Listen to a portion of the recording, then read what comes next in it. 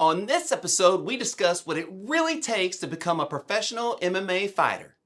My guest is Jackson, who began his journey at just 5 years old and is now 4-0 as a professional fighter. Training and fighting are things that Jackson genuinely loves, not because he enjoys beating opponents up, but for the competition, constructive criticism, and the lessons he's learned along the way. Being homeschooled has given him the freedom to train every day. And he understands it's not just about the good or the bad days. The just okay days are where you sharpen yourself through consistency that leads to more time in the flow state. We also talk about Madden streaks and how the mindset of MMA can be applied anywhere. Let's jump in.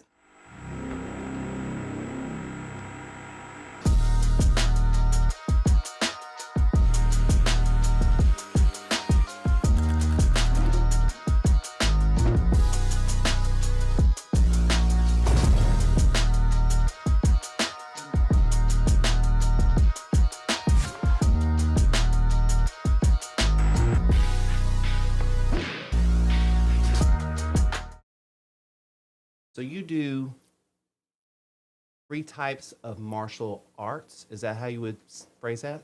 I would say growing up, training different martial arts to kind of bring it together into MMA, just because MMA is, mixed martial arts. So I would say I kind of started with different martial arts and brought them together between Muay Thai, boxing, and Jiu-Jitsu.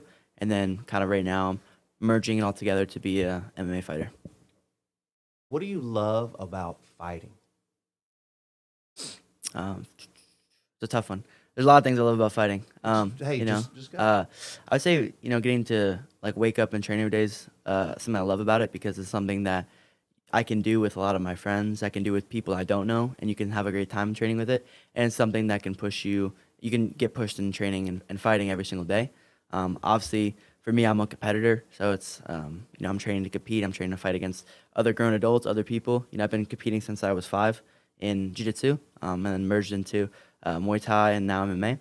I think I love competition as well. Like I love the idea of kind of competing against somebody else and having to kind of become better. I think it's a great thing to have these goals of trying to be really good. You can also look at it as trying to beat somebody, but you can also look at it as like you're going against yourself in a lot of ways that I feel like for a while I would look at how I can beat this person, but now it's like for me now it's just looking at how I can be better and then trying to basically beat myself every day in a way of like becoming 1% better every day. Obviously a lot of people say that, but I truly believe I'm trying my best to become a little bit better each day. And with the amount of training I do and the people I train with, I truly feel like I'm pushing myself every day, and I kind of get a lot of from that because it's like every day I wake up I know there's some way I'm gonna get pushed, and at the end of the day I'm pretty grateful for what happens. Do you look for that? Like when you are you looking every day to be pushed? I wouldn't say every day. I would say every day, if I did that every single day, kind of like today was a pretty tough day. Today we did a pretty hard training session earlier. Tell me about what'd you do today. Tell me about your day. Today, so we had one of my good teammates. His name is Damian Anderson. He's like a pretty big up and coming MMA fighter right now. He's looking to make it to the UFC by next year, or later this year. He had a really bad elbow injury last year where his whole arm was messed up. Like he literally just got recovered maybe 2 or 3 months ago, but he got injured last February, so he was out for 8 months. And today we did a Shark Tank fight simulation for him today, where we have a different person sparring with him every minute for 15 minutes, trying to get him really tired. And I didn't do too much in that session. I was more just coaching him because me and him have a really good relationship on stuff like that. About I always usually coach him in striking. He usually always coaches me in striking or grappling or vice versa. And then after that, we did a pretty tough jiu-jitsu session today where me and this guy were just going at it for 10 or 12 minutes. We did one round, and then it was a pretty tough round at the end. Everybody was celebrating, laughing or joking around. It kind of got kind of hyped, and then I was like, oh, let's do one more round, because it's you get motivation from people, or after a tough round, it's like, all right, let's do one more. And then after that, I just taught a private, and then came here. Okay, go back. Tell me about Shark Tank. Have you been the guy that's in the middle of the tank before? Is that? Yeah, so usually for us now, a kind of common thing is that if we're getting into fight camp, everybody's doing Shark Tanks once a week. Some people do twice a week. We'll kind of do 5-minute rounds because for professional MMA, it's 5-minute rounds. So we'll do a new person every minute for 5 minutes, 1 minute rest. You do that 3 times, and then we'll kind of break off. We'll kind of go over what went well, what could be better. And then usually before that, we'll do some drilling. So let's say I'm fighting a guy that's he's got a really good right hand. Okay, so when we spar today, let's not get hit by right hands, you know? And we try to do things that kind of go into that direction of like, all right, what are ways we can lose the fight? What are ways we can win the fight? Let's go in the direction of how we can win and avoid the ways that we can lose. Okay. Would you say you're good at handling criticism? I think now I've done better about it. Okay, I think so what would tell me like what was that transition for you? Because it's really hard to have people criticize you or like you're like, hey, we have this fight and then we get feedback. Yeah. And I was thinking like, you know, it really takes somebody that's open minded to being better like at every level to be open to feedback, right? For sure. I think growing up, when the first gym I trained at, I was like one of the better people very quickly. So it's like if you train with people you're always better than, you're not really getting pushed, right? And then you don't have really criticism from people because if you're always beating people, then there's not really criticism. If you're going to compete against people that you're a lot higher skill than, everybody sees you winning. No one's going to tell you you're doing bad if you're winning usually, right? So it's very hard for that to happen. Then I ended up switching gyms to a really good gym called Fight Factory, and then I was there for a really long time.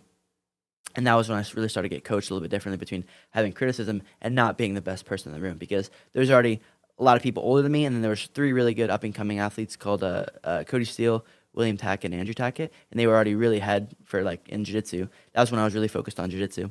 And it's like you train with people a lot better than you, and you go into training every day knowing you're not the best person in the room, and you're going against people, and you can try 110%, and you're still not going to be able to beat them. So then you get a little bit more criticism on stuff, but you're like, you can always make excuses about, oh, well, they're bigger than me, they've been training longer than me. But at the end of the day, it's like, I've learned to just, I can always be better. I don't care who I'm going against, I can always be better. Doesn't matter if I'm going against the guy that's been training for a week, a guy that's been training for 10 years, I can always be better. And I treat everybody the same, I always also, I learn not to underestimate people. There's times where you could train with somebody who's not very good, but they're having the best day of their life, and maybe they're able to catch you and surprise you. But you could also train with someone who's one of the best in the world. They have an off day, and I'm able to beat them, fairly easy compared to the guy that's barely been training, So I think that's something I've learned from training with so many different people and so many high-level people is that on any given day, anybody can beat you and anybody can lose to you as well. So just treat everybody the same. And then for criticism, it's like you're training with people that are a lot better than you. It's going to be very hard to not listen to what they have to say as well because those people have been put in way more situations than I have, I'm also still very young, and I've been training this new gym called Simple Man down South Austin for about, I'd say like consistently a year. And these are the top grapplers in the whole world. And it's like these guys have accomplished a lot in this sport, and they've gone really far. So it'd be very dumb of me not to listen to them, or at least be like, if they're telling me, hey, you really need to work on your wrestling, you need to work on your leg lock defense. It's like, all right, these guys are telling me from experience, so I should trust them. Okay. Has there been a time when, like, maybe they gave you some criticism and you're like, well, I don't know about that, and then it hit you later that they were right? I would say what happened in striking. There's my coach Elton. He's like very, very good. Like people don't really know him that well yet because he's kind of been. He's not super big on social media. Right, doesn't have a big following, so usually people don't know you, right? But between my team and the people that we've had fight on Fury, which is like one of the bigger MMA promotions in Texas, he has an undefeated record coaching. It's a crazy record, over 20 wins, I want to say. And everybody's won multiple performances of the night, submissions of the night, knockouts of the night. Like, we're dominating every time we go on stage. He is very critical, but in the best ways possible because he wants to see everybody succeed. And that's something that when people come to train with us, they might get offended because he's critical or he criticizes people, but he's not really criticizing you because he just doesn't want to see you get knocked out, doesn't want to see you get hurt, And he pays attention to every little detail from, how you punch, how you move, how much you move your head, like if you're over pulling, if there's any situation that he can really think of, he's very critical in that. And I'm very blessed to have him because he's really helped me become who I am today. Because if I didn't have a coach like that, there's a lot of people who are really talented, but they don't really get far because they don't have a coach watching them and really being focused on them. And literally after every practice, we go over what went well, what could be better. And he's, criticizing people or kind of helping people get better. It's like we look at, let's say, today we did a session, or let's look at yesterday. Yesterday we did a session, Thursday, right? We take those practice notes from yesterday. What could be better? What did we do well? We go into today's session, working on the stuff from yesterday. So always trying to be better from yesterday. And I think that's something that I'm super lucky to have because I've been at a lot of different gyms and traveled around the world to train, and nobody that I've seen really does that, and not to the level that he does. And I think over time we've had a lot of people come train with us, and in the beginning they're like, why is he, criticizing the way I move? Why is he criticizing the way that I do this? But in the end, a month or two goes by and they're like, oh, this is really helpful. I really appreciate him doing this. And it's good to have somebody that actually cares and watches you, because a lot of people don't have that, and they think that this guy just wants to be rude to them when really he's trying to help them be better. Yeah, absolutely. Did you say you started with jiu-jitsu? Yes, sir. Tell me, take me back to your very first jiu-jitsu match. Like, I guess your first competitive match. What was that like? Yeah, it's probably like, I was like 5 years old in Corpus Christi. Okay. I don't remember too much, but I do remember competing and just being like kind of a blur. Like, it was just super fast, because back when I was competing, usually like matches when you're younger, they're maybe 3 minutes, 4 minutes long. I remember the matches going by in like instant. I barely have any memory of it. I think I had 2 matches that day. I think I went like 1-1, and then we went home after that. So you said the first gym you started at, you were at this gym when you were competing Yes, in sir. Corpus, right? And that you were kind of the big fish in the small pond at that point. Yeah. Did that first competitive match tell you, oh man, like these some of these guys are good. Like, this is a different level outside of this gym? I think since I was still pretty young, it was hard to really tell yet, because it was like, oh, maybe I wasn't as good yet. Maybe we didn't really feel the same. But there's definitely times when as I got older competing, I was like, oh, okay, there's definitely levels to it. And as I was starting to leave that gym that I started at, one of the bigger tournaments I did was called Pan Kids, which is like one of the biggest gi tournaments for kids kind of growing up.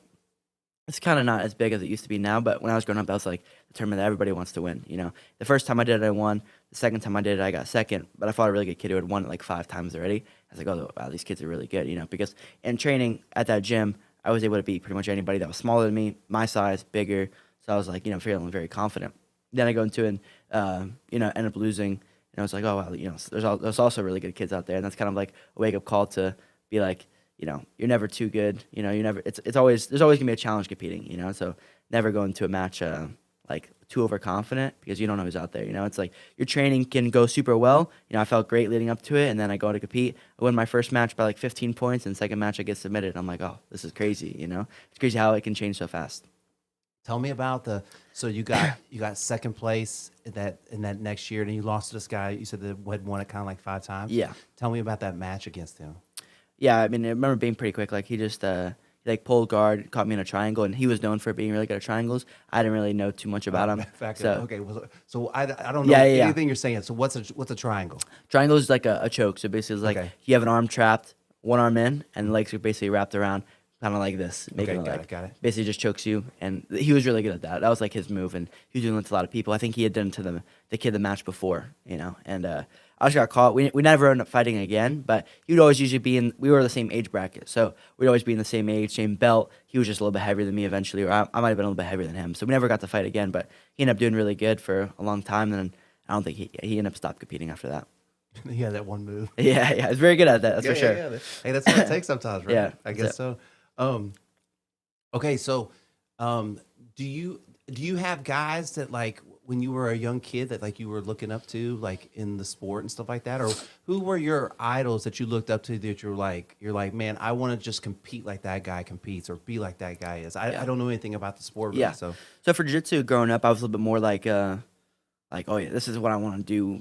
Looking at those people a little bit more, even though like the end goal for me was always MMA, because I love the gi. So training the gi, it's like, it's great. Jiu-jitsu's great, but at the end of the day, it's like harder to make money from it. And I always loved fighting. My dad was really big into fighting, so kind of just transferring into that eventually. I feel like I wouldn't really look at like jiu-jitsu guys as like, I'd say, role models or inspiration as much. I would take a lot of techniques from them and like, study them, all that kind of stuff. But more so, I would take inspiration from like MMA fighters or boxers like Floyd Mayweather or Conor, just because when they were at their peak, it was like, something special, and it was like every time they were about to fight, I'd be like, oh, this is the coolest thing ever, And I remember like anytime I watch a fighter, there's like a feeling I get if it's like means something to me, or like I'm like really excited to watch them, because I'll feel something like, oh, this is, I'm waiting for this, or they're about to walk out, it's just like the coolest thing ever, or or the fight, the fight's about to happen, they're about to touch gloves. It's like the tension is just something I love. And there's a couple of fighters that do it for me. It doesn't happen all the time, but like the time I watch, I'm like, oh, this is just it's just amazing. Did you say your battle walkout? Like, is that your music that you walk out to? Yeah, so like let's say like the guys are about to walk out, they have they're playing whatever DMX something, they're coming out, and then they're walking out. It's like you see them come through the tunnel, you're like, oh, this, I can't wait for this fight to happen. And that's something that always kind of got me really excited for fighting. What is your you have music that you come out to? Yeah, lately I've came out to, so my 4 MMA fights I've had has all been coming out to swag surfing, just because I've seen it happen at like college and NFL games, and always the crowd gets super hyped. And then I did it the first time, I was like, oh, we'll see what happens. Then everybody got super loud, so I was like, oh, let me just keep it going, and I haven't lost using it yet, so I'm gonna Oh, keep that's it. pretty cool. I'm That's gonna cool, keep man. it till I lose, I guess. That's we'll cool, see. man. That's cool. We'll see. Oh man. Okay, so you said you are competitive. I mean, I feel like to fight with another person, you have to be pretty competitive. For sure. Are you competitive outside of this too as well? Yeah, Okay, definitely. so I would say. what's the most ridiculous thing that you're competitive at? I would say like it could be like Madden, it could be anything. Like literally, I would play Madden against myself, or like literally because I hated losing in the beginning, so I would play both controllers, offense and defense, because I was like, oh, I don't want to lose in this game. And then as I like got better at the game, I started playing online against people, or I'd play against a CPU. I'd restart over and over again. If I threw an interception, I'm like, oh, I'm gonna restart. I keep playing over and over again until I won. And so I think it started at a young age from video games like Call of Duty, Madden, games like that. And then slowly, as I was doing more jiu-jitsu, and then even when we were playing games before class, like we are playing like tag, like I'd have to win in tag, I'd have to win in stupid games like Bulldog or whatever game it might be. It was just like literally anything I did, I wanted to win. I would say I probably chilled off a little bit more recently, just because like I can't be playing like basketball with my friends and being like, this is the most competitive game ever. I'm not saying I'm not competitive, but I'm also not treating it like it's a NBA Finals anymore. Well, I guess you find some balance around it, huh? Balance, yeah. Because I would say probably when you're fighting, it's pretty intense. For sure.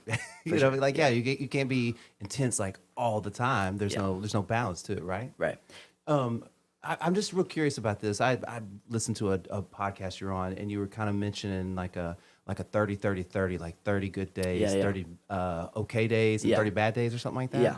Where did that come from? Where did you come up with that? I forgot who. I would shout the person out if I remembered. I don't remember where I learned it from. I always like just kind of shouting out because absolutely. I'm not a genius. It's I not learned from other yours, but people. you read it somewhere, but exactly. you're telling me about it. Yeah, It's just something that I actually really like look into. Is like I look at it as like a mindset thing as well, because we everyone wakes up, right? We wake up. Just you might have plans to do something one day. Like let's say I wake up, I'm gonna go spar today, and I'm like, oh, today's gonna be a great sparring day. I spar, I'm like, oh yeah, something's off. It's not great, And before I'd be like, kind of get a little bit negative about it, or be a little bit down, like why wasn't that sparring good? I felt so good before, it didn't go well, or I go do jiu-jitsu and it doesn't feel good. Or there'll be days I wake up, I'm like, I don't feel great today. It's gonna be hard for me to spar hard today. And then I'm looking back at videos, or I'm sparring with people that are older than me, bigger than me, and I'm destroying them or doing really good. I'm like, why is this happening? And then I started just to believe like, these great days that happen, these bad days that happen, these okay days that happen, I'm never gonna get too high or too low, because I know they're gonna happen. So it's like I know maybe there's people in the world that have just 365 great days a year. I don't think that's true, right? So I just try to be like, all right, if it's a bad day that happens, all right, I have tomorrow to make it a good day, or maybe it's an okay day. But I know each day is gonna help me get better, because those bad days are motivation for the good days. Those okay days are motivation to get back to those good days. And I'm just aware that like training as much as I do, and training for as long as I do, and training with really good people, I can't expect every day to be a great day, because it just, and also, what is a great day? Is it me beating everybody? Is that really a great day? Or is it me like getting pushed and getting challenged? Is that more of a great day? So I think there's just different ways to look at it. And I think this mindset just made me also a little bit more like, takes pressure off of me as well. Because if you're like going to train every day, one thing goes wrong, and now I'm like, oh, this is, what's going on? I'm off now. I'm not doing well. When it's on a thing about like this, I'm like, okay, it's a bad day happens, I can fix it the next round, or I can fix it tomorrow, and I'll be good after. I don't have to put the pressure on myself that I mess up once. Now it's just everything's ruined. Is that the same feeling that you'd feel around Madden? Like, you know what I mean? Like, does that make sense? So I used to play Madden pretty competitively, or like Fortnite pretty competitively, where I wasn't super good at Fortnite, but at Madden one point I was like, I forgot, I was like ranked pretty high in the world. I like won like a 50-game win streak, or 40-game win streak, like something pretty crazy. I was like, oh, I love playing this. And I remember being super competitive, and then I lost it a little bit, because as the Maddens got on, I didn't like the game as much, because some of the games are worse than others. But I just remember always being competitive. Like, I would study, go on YouTube and find what are the best playbooks to use, what are the best defenses to use, or what are the cheat plays to use, and just trying anything I can to win in those games. I feel like it's a little bit different, because I wouldn't necessarily play Madden every day. So it wasn't like I'd wake up, train, it was like I was waking up, play Madden again at an afternoon, play Madden again at night. Whereas training, like for the past, I would say like 5 or 6 years, I've trained lunch and night almost every weekday for a long time, if not morning, lunch, night, every weekday for a long time. How do you How do you handle failure now? I'm assuming maybe failure was tough before. Was it tough before? Very tough. How do you handle it now? Yeah, I think just learning from there's a lot of greats in a lot of different sports and life and everything, and a lot of them talk about failure. It's like there's obviously the undefeated fighters, the undefeated whatever, but in a lot of sports, it's very hard for people to go undefeated or have an undefeated season. It's very rare. In fighting, it's very rare to go undefeated. So it's like a lot of these guys, they've had some sort of failure in their life in competition that really like changed them. You know, it's like Floyd Mayweather, he lost in the amateurs or the Olympic. He lost in something very big, and it was very like pulverizing for him. Or very changed his life. Where he's like there's an interview of him like kind of crying and on camera like they took this from me, or he's just very upset. I believe he should have won the fight from what I remember. But it's just something that kind of changed him and motivated him, and then he goes on to win 50 pro fights as a boxer, and never loses as a pro. And that's something crazy to me. To think like, all right, one moment of failure changed his life where he was never going to fail again. And I think that's something like there could be little failures where maybe I don't throw, a kick right one time, but there's also failure in competition, right? So it's like maybe I go to compete, and even on times that when I win, it's still seen as sometimes almost as a failure for me because I didn't perform the way I wanted to. And so for me now, we always want to win and lose, or we always want to win. We want to avoid, losing because nobody wants to be a loser, right? But now it's like, for me, I just really look at performance. So anytime I go out there, I just want to perform the best, and that's when I've done my best. Anytime I focus on just the result, I never perform that well because I'm just so focused on winning. I don't play the way that I do. When I'm in training, I always just work on how can I put these crazy combinations of moves together? How can I stun on this person?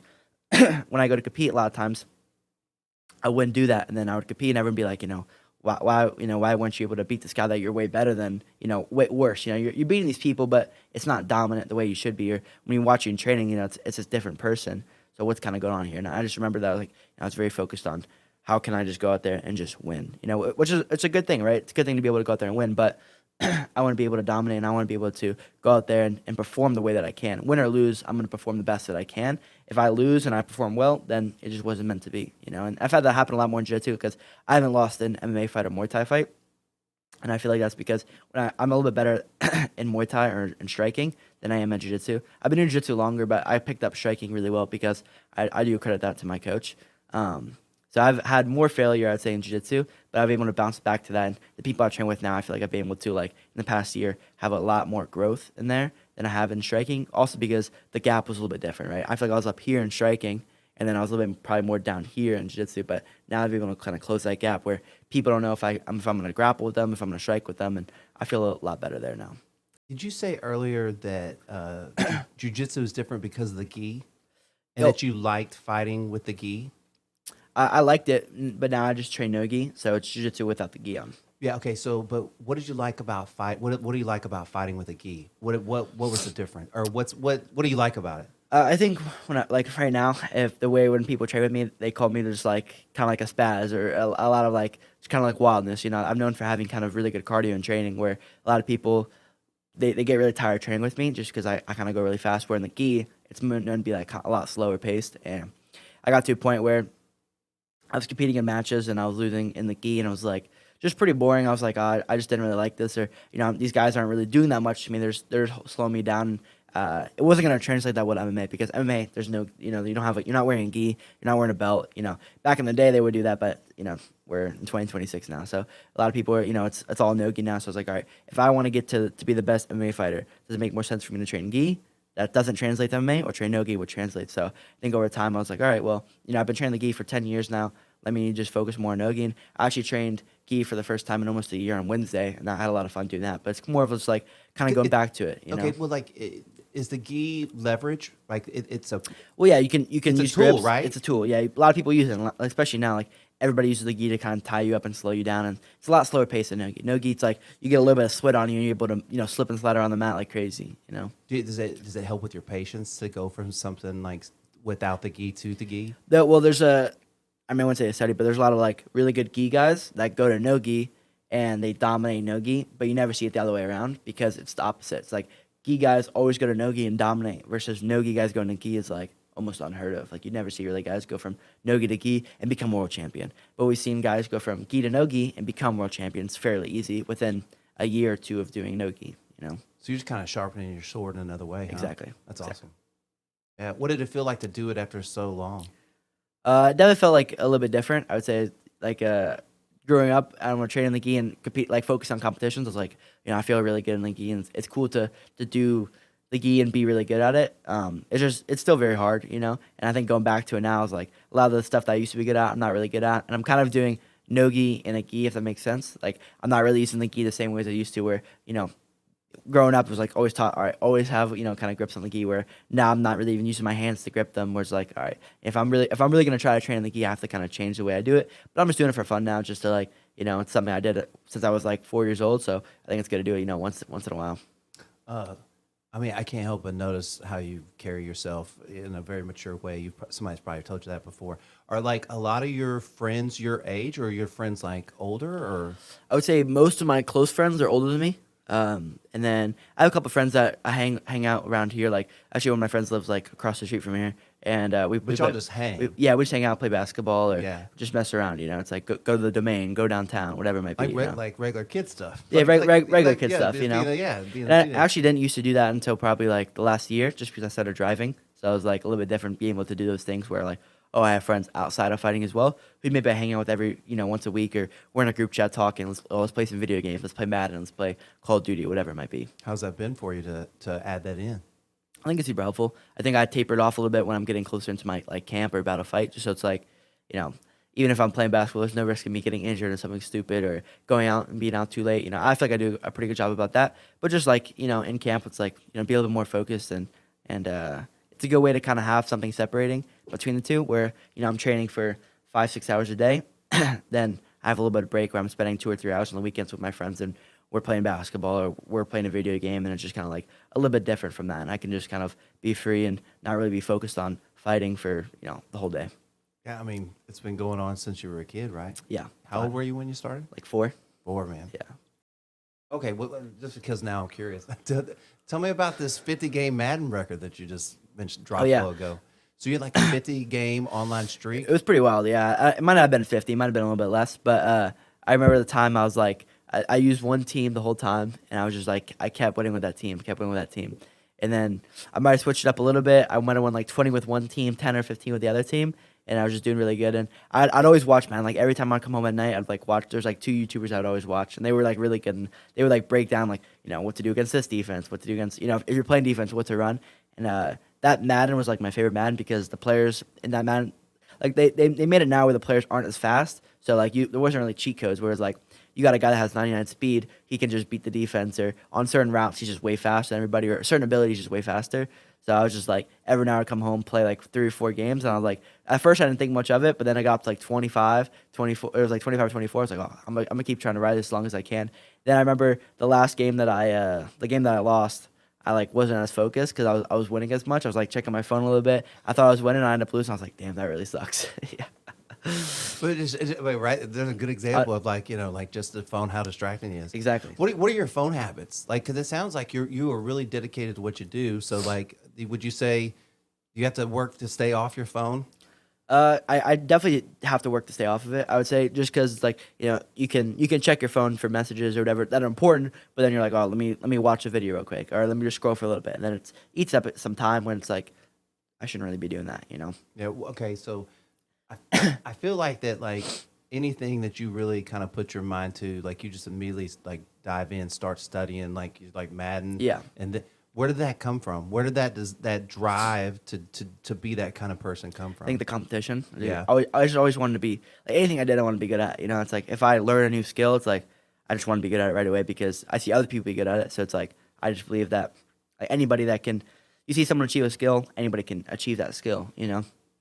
Maybe there's other skills that are harder, right? That are, takes a little bit longer to come across. But for me, it's like, Madden. All right, I'm playing Madden since I was a young kid. All right, now I get a little bit better. All right, maybe we should try to get better. I want to be just as good as these YouTubers, and I think I can beat them, And I think that's just something that I've had since I was really young. Just like anything I'm trying to do, I always want to be as good as these people, or if not better, And I think that's really helpful for the sport that I do of fighting and competition, where, you have to try to be really good or you're going to get hurt. It's dangerous. So I'm grateful to kind of have that, and I think it's something that kind of separates me from a lot of other people. Like there'll be that quarterback, and he like lost that Super Bowl, and he was like, I never got over it. What's the first fight that you remember that it took you a minute to get over it? So I had a fight to win match, which is like it was kind of like a pretty big jiu-jitsu competition, like or event. They kind of do like super fights. So it'd be like they'd have cool lights. It'd be dark in there. People would walk out. It's kind of like a pretty popular thing. Like they usually do like one a week now. It's like every Friday night. Kind Or of like something. WWE kind of style? Kind of, but like still real matches. Yeah. Yeah.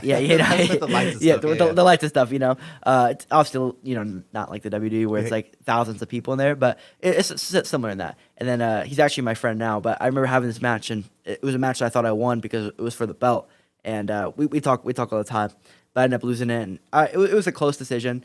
And I mean, I shouldn't leave it up to the refs anyways, because you never know with sports or common sports, it comes down to the decision, because all judges see it differently. It's something I've started to learn. It's like, if you want to win, don't leave it up to the judges because they can't change it. It's like you just go in there, try to finish everybody, and if you finish them, you don't have to worry about that. And then I remember losing that match, and it was a match that I definitely thought I won at the time, and maybe I did win it, maybe I didn't.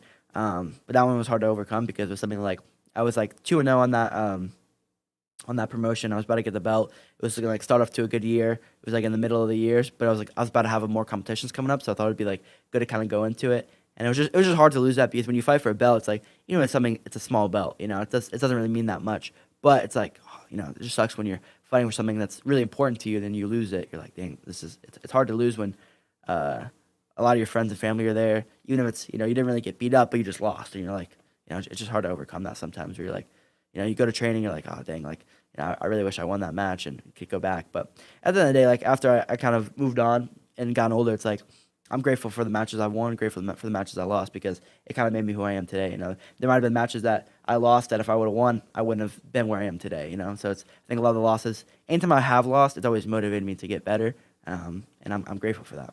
What was the rest of that year like after you had that loss?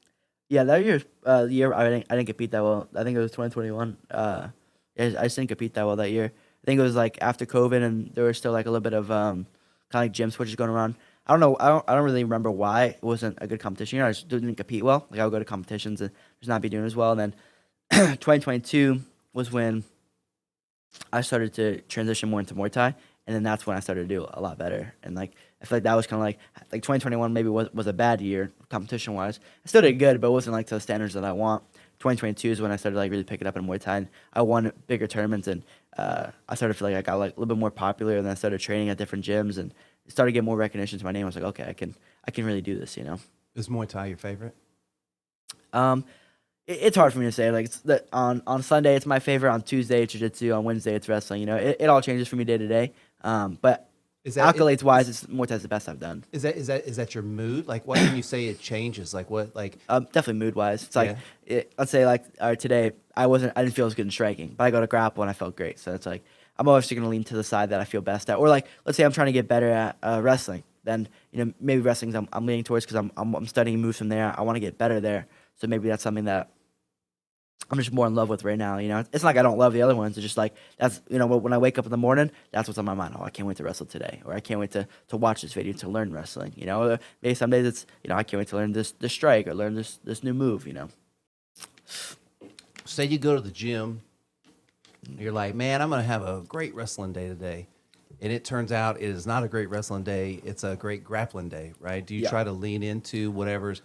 Are you willing to be open to the idea of changing your training kind of on the fly to fit the mood and the where you are? Definitely. I think if like let's say I'm practicing a new move, and the people I'm going with, they're not giving me that new move. I've learned to just be like, okay, I don't try to focus on one move so much because you're probably never gonna hit it. So it's like, all right, I use one move to go into the next move, or maybe the first two moves didn't work to go into the third move. And same thing for like when it comes to like these different martial arts. It's like, all right, maybe some days if I'm doing MMA where it's all the martial arts combined, maybe I'm like, oh, I can't wait to strike with these guys. I'm just gonna strike with everybody. And then the first 10 seconds of the match, the guy or the sparring round, the guy shoots on me. So now, all right, I can't strike. This guy's taking me down. So now it just changes. So I've learned to just be like, I go to training, if I'm sparring MMA or whatever I'm doing, it's just whatever I'm doing, I'm just gonna focus on that and then kind of go from there. I get I feel like this about life just in general, but I get the impression that, especially when you show up to fight somebody, if you're not open to anything that could possibly happen and not come in with a solid plan of our idea, right? Like you come into going like, I need to be ready for everything and be open to the idea of anything could happen. That's where you have the most success, I would think, right? I feel like that's kind of what you were describing Yeah. before. So kind of in the fights that I've had 4 May fights, 3 have won by finish and 1 by decision. The fights that I was kind of going there and just trying to perform, like I talked about earlier about, I don't focus on winning and losing now, just performance. Those ones I did way better. Then the one fight, I was like, oh, I just want to win. I just want to win, and so focused on that. If I go to decision, I still fought well, but it wasn't to the standards that I wanted, And I think kind of going there with that open mindset just changes things, And I'm not. Obviously, you have to have a game plan. There's stuff that you're focusing on, but at the end of the day, it's like I go in there and I just want to be clear mind and just kind of focus on what I'm doing, and I'm just present. I'm just focused on that. Do you feel like that helps you get to the flow state quicker and easier? For sure. Like the last fight, well, that's something I actually noticed from my first pro fight to my second pro fight was I didn't warm up that well for my first pro fight.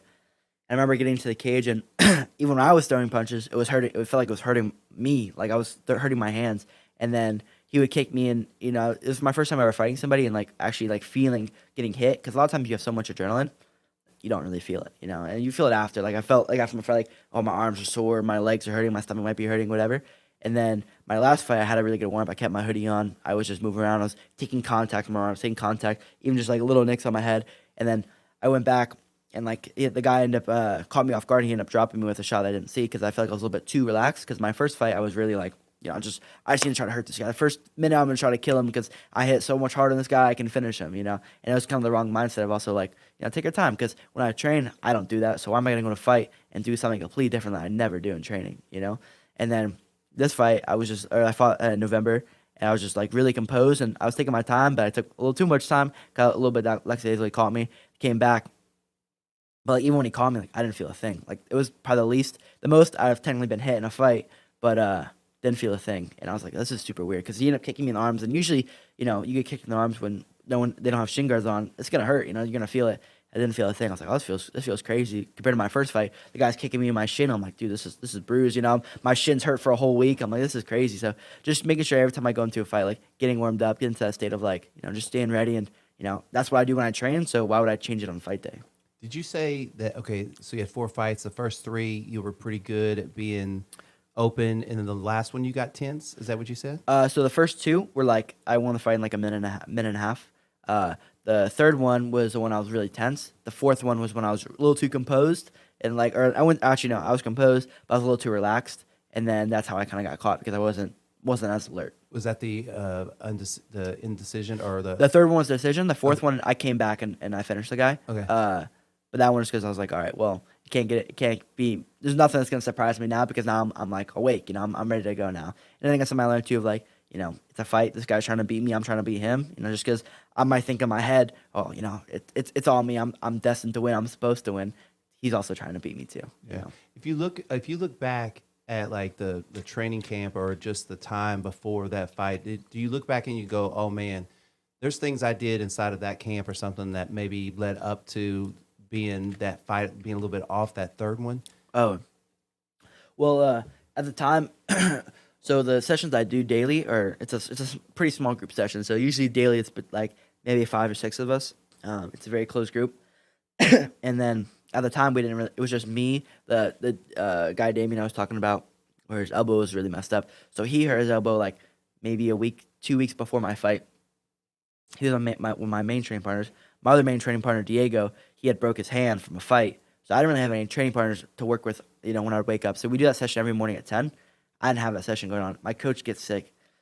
So 2 weeks before the fight, I'm like, oh, a lot of my close training partners, my better teammates are hurt. I can't really train with them. I'm training with guys at night, but usually the training at night's a little bit easier because they're a little bit more newer guys, or they've been training for a little bit, but they're more hobbyists. And that was probably something I noticed of like, you could have a great first month of your camp, but leading up to the fight week, the week before, you still need to be sharp, because it's like, it's better to kind of peak towards the end of camp than it is to peak early and then kind of do this when I'm going into my fight. And I think that's kind of happened. Like I peaked early. I was like, oh, this is going to be great.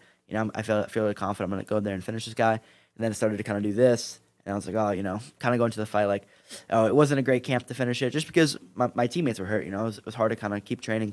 And I was like, all right, let me just go here and I can just finish this guy. I don't care about how I perform. It's very different than how I think now. I'm just gonna go out there and finish this guy. And that ended up leading to me doing that, where I was like, oh, I didn't perform well. Why is it happening? Because I kind of changed my mindset for a reason I shouldn't have. Where now my mindset is just, all right, I'm gonna go out there and perform because that's what I do every day. So I want to keep it the same way. What does it feel like to be in a flow state in a fight? It's honestly very weird because when I watched my first fight back, so this is my first amateur fight, like I remember this guy, he like throws a head kick and the head kick like just misses by like this much. And every time I watch the fight back, I'm like, oh, it's crazy to watch because it's like there's strikes that miss by, a little bit, but like it could change the fight, And I remember that was the probably specific one where I felt very like much in flow state where it's just like everything that was kind of happening, it was just one after another. I just felt like I was almost watching myself fight, And that's a really good feeling to have where, like I talked about that third fight, that I still dominated. It was like I won every round, dropped the guy 2 or 3 times, but it wasn't the way I wanted it to be. That first fight was where it was literally like everything you try to do, I had something for him. Everything you try to do, I had something for him. And I didn't feel anything. I was just watching it. But that third fight was when I wasn't. I felt like I was almost too present where I was there. I was like, well, this feels a little bit weird. Why don't I feel like I'm watching myself now? And that's something I learned too about that kind of warm up helps me get into that flow state. Or even when I'm having like tougher rounds in the gym, like let's say I'm going to train with somebody who's really good and I know it's going to be a tough round. I'm like, all right, I have a good warm up. And you start to get later into the rounds, you kind of enter this kind of like state of just you just keep going. Like no matter what happens, I'm just going to keep going. And that's something I feel like why my cardio's been so good, at least in jiu-jitsu, is because I train with the best guys in the world. And these guys, they push me every single day where if I stop, they're going to beat me up, so I have to keep going. So it's like they might take me down. I have to scramble as hard as I can. No matter what I do, I'm going to have to get up. They might take me down eventually, but I'm going to give it 110% to stand back up. I think that's something that's really taught me is like, no matter what happens, just keep going. Because in my last fight, like talk about getting dropped, like a lot of people are like, oh, I thought you were about to get finished. And it's like, for me, it's like, all right, it moved on. Like I'm not going to dwell on the past now because I got to focus on what's going on right now. I think after that, I feel like I was already kind of in a flow there, but after that, I feel like I just entered flow state and I was able to pick the guy apart and finish him in like 2 minutes. What do you said that one fight that it was easier getting flow state because I guess you had your hoodie on and stuff like that. Tell me about what are the things you do to get into flow state? What are some of the things you tried that work for you? For me, just kind of like blocking out everything else because it's like, day to day, I'm checking my phone. I'm talking to different people. I'm curious what's going around me. I think for me, it's like there's times. So I'll go to Las Vegas to spar. I spar with this guy. His name's Marab. He's the UFC champion, and I went out there to help him with one of his camps. They brought me out there to help him with one of his camps. And like every Tuesday, Thursday, Saturday, we would spar. 11 a.m. we do 3 rounds, and it was like I treat it like a fight because this guy's getting ready for a fight. He's trying to, obviously we're not trying to knock each other out, but we're going hard. It's not a flow sparring day. And I was like, I'm gonna treat this just like a fight. So as I get into there, I'm warming up the same way I would. I turn my phone off, just focus on what I'm doing. I'm visualizing what I'm gonna do, and I think that visualization helps a lot too. Like my last fight, I was visualizing kind of everything, like how the guy's gonna throw, how he's gonna stand, how I'm gonna feel when I'm standing in front of him. That's something that I feel like I think about a little bit different than other people. At least maybe people think about this, but they don't talk about it. Is like there's something about standing in front of somebody and how it feels, like the way that they feel when you're standing in front of them, and that really changes things for me. I've stood in front of guys that are, accolades. Like you feel their aura? Like you just feel like their energy. You feel the energy, exactly. Yeah. But you feel that, but you also feel like the way they move, like how I'm gonna react to them. Because for me, I've always done better against guys that are really technical because that's how I've always been trained to respond to the quote unquote correct reactions, right? I do this, they do that. But a lot of guys, they're unorthodox, right? Especially MMA, they might not even have a background. They just learn martial arts. They just learn mixed martial arts. They might move a lot different.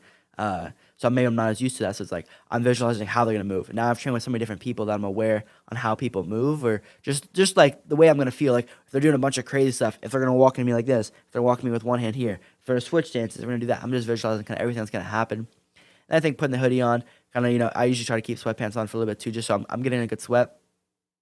Turn my phone off, and then just kind of everything that I'm doing is just focus on the fight. It's just like every time I'm warming up with my partner, I'm warming up on the pads, or I'm shadow boxing, I'm stretching. It's just visualizing what's going to happen. How am I going to feel when I step into the cage? Visualizing every morning from when I walk out and everyone starts, cheering my walkout song plays to getting into the cage. Then I get into the cage. All right, I'm looking at this guy. I put my hand up. I know we're going to touch gloves. Okay, now we go. Now, I'm visualizing each kind of part of the fight.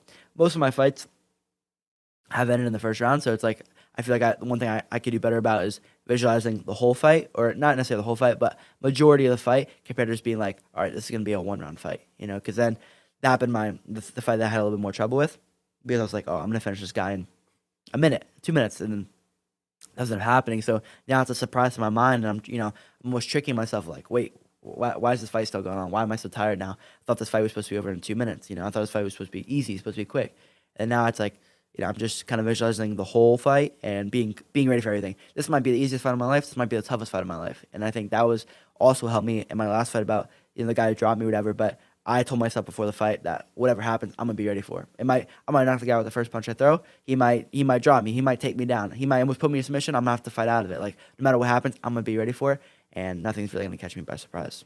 Man, you made me think of something, when like you're like working out and then like your trainer goes like 2 more reps. You're like, oh, I thought I was already at 12 or whatever. When you go in and you're like, it's going to be 2 minutes, and then it's not 2 minutes. Yeah. It's like, whoa, like inside your brain, like something Yeah. different's happening, right?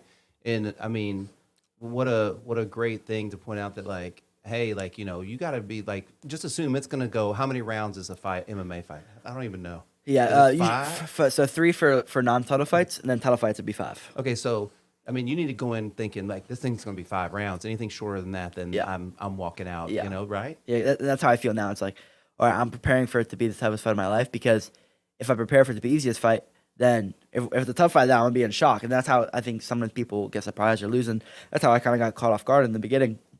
Now it's like, all right, whatever happens, I'm ready for it. It doesn't matter. This guy might come at me. He might jump at me. I don't know what he's gonna do. But I'm just prepared for anything that could happen, and I'm just present in what's going on. This final segment is brought to you by HeyJustBe.com. I believe that achieving balance in the mental, physical, and metaphysical aspects of your purpose through learning, serving, and creating can transform your life into one you truly enjoy living. Want to learn more? Visit www.heyjustbe.com. So how I wrap this shindig up is I ask people, what do they do to just be the best versions of themselves so they can be good for everybody else? So just tell me, like what do you do so you can show up as the best fighter and the best son and the best friend to all the people that are important to you? On just like for the fight, or just day to day? Just like, I mean, what you could tell me is like, I'm just really curious of what 72 to 48 hours before a fight is like for you. Like, how do you prepare for that and then, show up for your best self for that fight? So it's a little bit different for, I would say, fighting, just because you have to cut weight. So like for me, I fight at 145 pounds. So usually 72, 48 hours before, it's a little bit tough because you're cutting weight. I'm not drinking as much. I'm not eating what I want to eat, I'm cutting weight. I'm working hard. Maybe I have a sauna suit on. Maybe I'm in a sauna or whatever. So it could be a little bit stressful. But as time's gone on, I've done this a lot of times. It's like, I just know it's what's going to happen. I'm like, all right, it's going to be tough. I might be a little dehydrated. I might be a little bit tired. But I'm used to it now. Nothing's going to catch me by surprise, because I've had so many situations, getting to cut weight, getting to situations where I need to be this weight by this day or whatever it might be, and it doesn't really catch me off guard. But I just try to stay positive with whatever happens. Like going back to the third fight I've been talking about the whole time of like stuff that went wrong. It was the toughest weight cut I've had, and I had to cut weight for like a super long amount of time. It was super cold out. This was like in February of last year, so almost a year ago. I couldn't sweat. I was like, I still have to lose. I think it was 6 or 7 pounds. I'm not losing weight. What's kind of going on here? And I remember it being a little bit stressful. And I was like, maybe we can ask to do a catch weight where we asked the guy if he will fight up a couple pounds and we can meet at a different weight. They're like, no, it's okay. You'll lose the weight. And I remember cutting, and it was pretty tough. It's probably one of the tougher weight cuts I've had. Mentally, I was like, oh, it sucks. I don't want to have to do that again. And I didn't end up fighting for a little bit while after, but I think now that kind of helped me in a way mentally of like, it can't get much worse than that. Maybe it will be, maybe it won't be, but if it is, I'm gonna be prepared for it. And I think now just like, I remember my last fight I had. It was like the night before I was getting ready to leave because I fought in Houston. Yeah, I fought in Houston. I was getting ready to leave, and one of my friends was gonna take me. He was also fighting on the card, and I was just like, hanging out, playing Madden, watching TV, just laughing and kind of staying happy, because it's like at the end of the day when I wake up and go train, I always do best kind of when I'm positive or focused or just happy, and just like right now, it's easy for me to kind of wake up and talk and be happy. So I want to keep that the same way. I want to wake up on fight day and be able to talk to people and laugh and have it be the same, because that's what I do day to day. I don't want to really change things. And I also don't think it makes sense to. It's like, why for, let's say if I fight two or three times a year, why for 362 days of the year I'm gonna be different than those 3 days? It's like try to keep it as similar as I can, so that when I wake up on those days, it's not a surprise to me. It doesn't catch me by off guard. And I think like night before, I'm just visualizing a little bit more. Like there'll be times people are talking, I'm just kind of like maybe a little bit more quiet because I'm focused on kind of like tomorrow. I'm like, oh, I'm gonna be fighting this guy tomorrow. But I don't really get too nervous about fighting people or competition. It's more just I get nervous about performance because that's what I care about. I care, and I think that's something that's when I was younger. I think a little bit more is like if people are watching me, how do I look? How am I doing? Does my punches look good? Does my jiu-jitsu look good? And I've kind of started to get away from it now because it's like why should I care what someone else thinks? It doesn't matter if I'm training with even some of the best guys in the world. That's still like I'm still gonna try to do my best, but I'm also not gonna be like if some guys telling me like, oh, this doesn't look great. Or, some random guys talking trash online. Like, do I really care? Obviously, if it's my coaches or people close to me, if they're like, hey, maybe do this a little bit different, that's different, But I'm not going to let a comment or somebody like, this kid's not that good. It's like, okay, whatever. And it's like, they don't know me. They don't know how I train. They don't know what I do. So I just try to stay positive and focused on what I'm doing. And I would say, like, morning of, it's like, making sure I sleep well, make sure I feel good. If I need to take another nap, like from my last fight, I took another nap because I was feeling a little bit tired. And in the past, things I would do was, I would go a little bit too hard in the shakeout. So shakeout's kind of like, let's say I wake up, I do like a training session before the fight just to like shake everything out, see how things are feeling. I would go too hard on those. And then I'd be like, kind of like that first win would kind of break through, or I would kind of go a little too hard and maybe some of the energy that I had, kind of for that night was a little bit kind of gone. And also some of the stuff like weight cut wise and dieting maybe wasn't there. So I kind of fixed that with my last fight. So I felt a little bit better. But like this one I went a little bit lighter on like how hard I was going in the shakeout. Also a little bit shorter too. Like sometimes before I did like an hour and a half. This time was only like 20 or 30 minutes. So it was a little bit shorter. Took a nap, woke up and felt really, really good. And then I was warming up before the fight. Turned the phone off about 2 to 3 hours before the fight. Just kind of staying focused on my opponent, hitting pads, and then you get like little good comments about it. You can feel when you're hitting hard. I can feel when I'm doing good. You have other people kind of oh, you're hitting really hard today or whatever. Feel like power's really good. Just little motivation things that you get every once in a while, and you can feel it too. Like I'm not. I've been training a long time. I know if I'm hitting hard, if I'm not hitting hard. I know if I feel good, if I don't feel good. So it's if I'm feeling good and people are saying that, I'm like, all right, today's gonna be a good day. Are you familiar with the concept of like 10,000 hours? Like briefly, yeah. Yeah, okay. Like, I mean, you've done 10,000 hours of martial arts, I'm assuming, right? I mean, at this point. Yeah.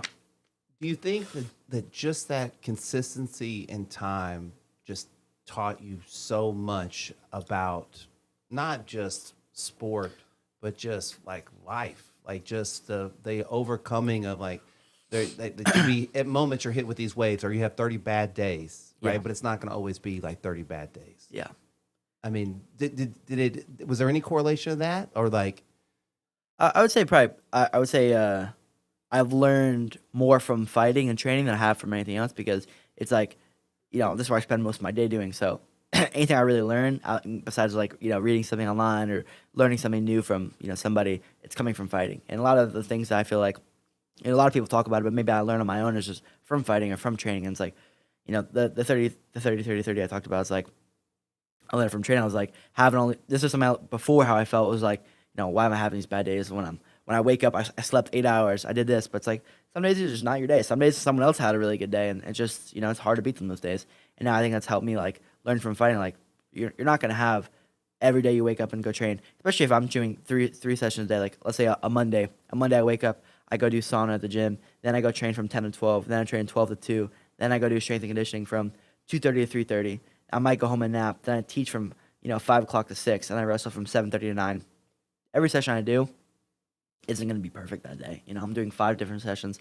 I know every session's not going to be perfect, so it's like it doesn't do me any good putting pressure on myself to be like, why wasn't I able to beat these guys that are doing one session when I'm on my 5th session of the day, or if I'm struggling, maybe I can still beat them, but it's still like I'm just having a little bit harder of a time. And I think from fighting and just training, it's like I've learned a lot from that. Or just like the way you treat people, it's like, people come to the gym, you don't know what's going on with anybody. Some people come to the gym and you can tell something's off, and then maybe something happens in the gym. There's, they flip out at somebody. They might, act a little bit different with you. You're like, oh, what's kind of going on? And you learn that from people. Like, always treat people with respect or just be kind to people because you know what's going on. And I think that's something my dad taught me as well. It's like my dad's very friendly and kind of talks to anybody. Like we'll be in line at a restaurant, he'll talk to people. He's just a very friendly person. I feel like he talks to a lot of people.